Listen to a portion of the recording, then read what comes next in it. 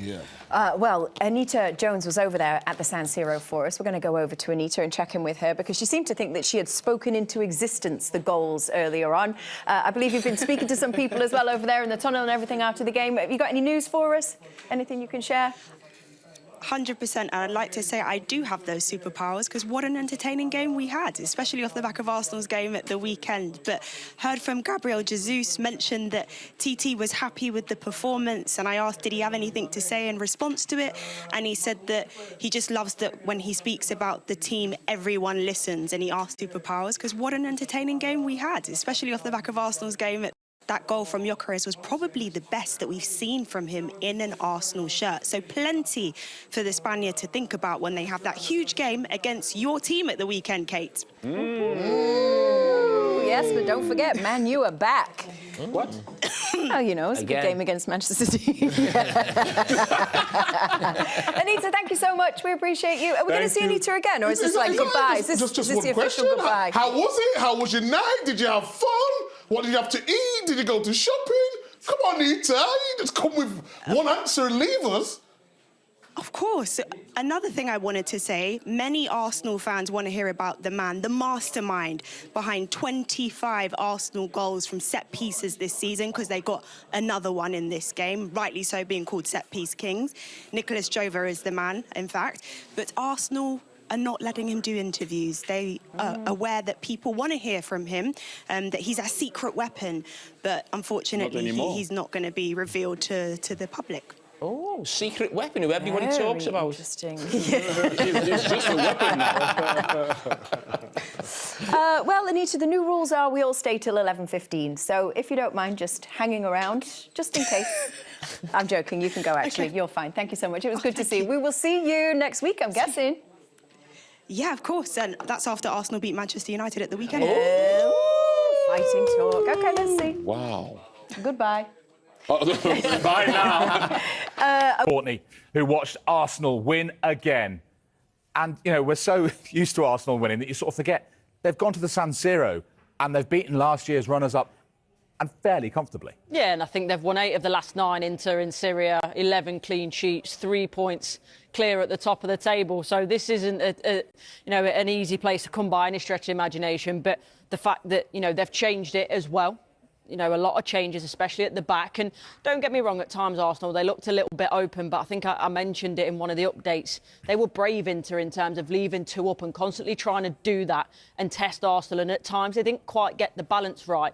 But then you've still got the likes of Saliba being able to mop up. And then later on, 75 minutes, they bring Gyökeres on and Gabriel. And at that moment, when they bring Gabriel on, everything just, calms down. You see the whole team breathe a sigh of relief to an extent.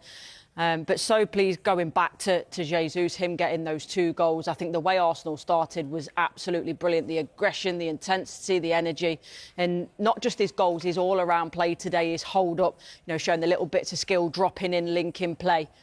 But this is the beauty now of Arsenal, because you do that, and then you've got Gyökeres that potentially lacking a little bit of confidence. And any forward, I don't care who you are, any forward in that position, as Gyökeres, watching that, seeing Jesus playing so well and scoring 2 goals, it should light a fire in you. And there's 2 ways it goes. You either look at that and think, I'm in trouble here, ahead of everyone else, because of the depth that they've got. And even when they've had moments where they've drawn games back-to-back, 2 years ago, a year ago, season ago, they'd have lost them. So if you're a fan of Arsenal at the moment, if you're a player, it's a very, very good place to be. And it was a very professional performance. Opta will tell you they're the favourites. The bookmakers will tell you they're the favourites for the Champions League. Have Arsenal got the squad to do the double? 100%. They've got the squad to do it. If you're a fan of Arsenal at the moment, if you're a player, it's a very, very good place to be, and it was a very professional performance. Opta will tell you they're the favourites. The bookmakers will tell you they're the favourites for the Champions League. Have Arsenal got the squad to do the double? 100%. They've got the squad to do it. You always think about the likes of Real Madrid for whatever reason, and Tim mentioned it earlier. They come alive in a different way in that competition, so I would never bet against them. But the depth of what I've seen for Arsenal in this competition, in other competitions that we've watched all season, if they don't go deep into this competition, there is a real problem. But everything we've seen so far points to the fact that they will go deep and, their perspective, they'll want to win it. But they should get to the final, barring something terrible that happens within that squad, or a really awful performance at one point at the wrong time, they should be contesting the UCL final. And of course, they're actually up for 4 trophies. They're still on for a quadruple. He's got options now. He's got lots of options. Could he also have a headache, particularly up front, keeping everybody happy? Yeah, because Lee's shaking his head at me. Stupid question, Warren. It's the best problem to have, though, isn't it? As a manager, it's a problem, but it's the best problem that you can have in football. The beauty of being in 4 competitions, as you mentioned, is the fact that he has to change it. He has to rotate it, so everyone's going to be getting game time. So it's the best problem to have, but everyone's playing their part at the moment. Everyone seems happy, and we're speaking about squads, and Dawes was saying there's moments where you're not together. This is a together squad. That everyone knows, whether it's the new phrases, starters and finishers, substitutes, however you want to say it. Everyone knows that they're going to play a part, and they're doing that. And whether it's from the bench or from the start, Arsenal players are bringing up the goods at the minute, and what a wonderful place to be for them at the moment. Yeah, and they've still got 7 Premier League games all the way before the next stage of the Champions League. And just to let you know, Declan Rice will be suspended for their final game, which is at home to Kairat next Wednesday. But I think we might see quite a few players given a night off by Mikel Arteta. Anyway, you contrast Arsenal with that performance tonight with Manchester City earlier on. What a story! Beaten by Bodo Glimt, their first ever Champions League win in Norway by 3-1. Tim watched that for us in the early game here on Soccer Special. Such a contrast to Arsenal's performance tonight, losing in Norway. Should City fans, off the back of the Derby defeat, be worried? Yeah, I would be concerned. I know it's a leveller. We've all played on artificial surfaces, and it is a leveller, but not against a side that low down in the rankings. Cold night, pitch was... It wobbled them. It really did. I mean, it just didn't settle on there at all. And Bodo were in control of the game. You normally see City get beat like that, and you think, well, everything must have gone their way. The goalkeeper from the opposition must have been outstanding. They must have hit the post about 20 times. They never. This was deserved, and it could have been more. And it was really alarming, the performance. And what was more alarming for me was the way Rodri picked up his 2 yellow cards. You're 2-0 down. You need your best players, and you need your most experienced players to have a calm head at that stage. And he gets booked, and then 30 seconds later, he just pulls. The midfield player runs away from him, just pulls him back. He knows full well as soon as he pulls him back, he's going to get a second yellow card. Early bath, and it was an uphill struggle from there. Turkey got one back from him, but 3-1 down, didn't look like they were going to make any inroads into the scoreline. It looked like it was just going to get Bodo Glimt were going to go forever away. So it was a really disappointing from Man City's point of view. They're still in good shape in the Champions League. We know that, but wins breed confidence. And when you're losing 2 on the spin, it's a mini crisis for Man City when they're losing that amount of games. So they got to get back on the horse as soon as possible. Obviously, Mark Gay's going to help them out. They struggled defensively. Guardiola and Diaz are missing at the moment, 2 leaders in that group, and I think Mark Gay needs to put that shirt on as quickly as possible, and they need to get back to winning ways. We know they've got good players. Haaland was anonymous tonight, and I'm his biggest fan.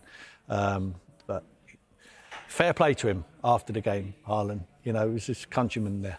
He shook every one of theirs hand, all of the coaching staff as well. He went round, he made a point. If he could have had 20 shirts, he would have given them away.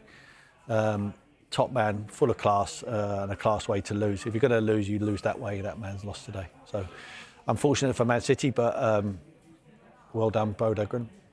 Yeah, and just to... That's not what I said. I said, how do you do it? Don't touch me. That's what I mean. How do you do it? If you want to go that way, we go that way. How do we do it? We open it. Yeah. Exactly that. Yes, open it up, yes. Because I know if I do it other ways, I will be in trouble. Well. Yes. Okay. So in 10 seconds, the Golasso studio is about to join us. So we will say hello to them in just 1 second. We are going to wrap up all of the Champions League action for you that we've seen throughout an interesting match day Tuesday. If you were watching the Golasso show with Nico and with Nigel, very warm welcome. You have upgraded. Here we are. Thierry, Jamie, Let me and not go Micah. back again. Huh? No, go. No, we're just welcoming him. That's what I said. From the show, yeah. Way to make it awkward. What are we going to do? What's going on here? What's happening here? No, she wants to be funny, so she needs to carry on. I apologise. Shouldn't have cracked a joke. I was only joking. It's okay, you can carry on. Anyway, what have we got in the post? We've got analysis, we've got interviews, we've got banter. Tension. We've got a special guest.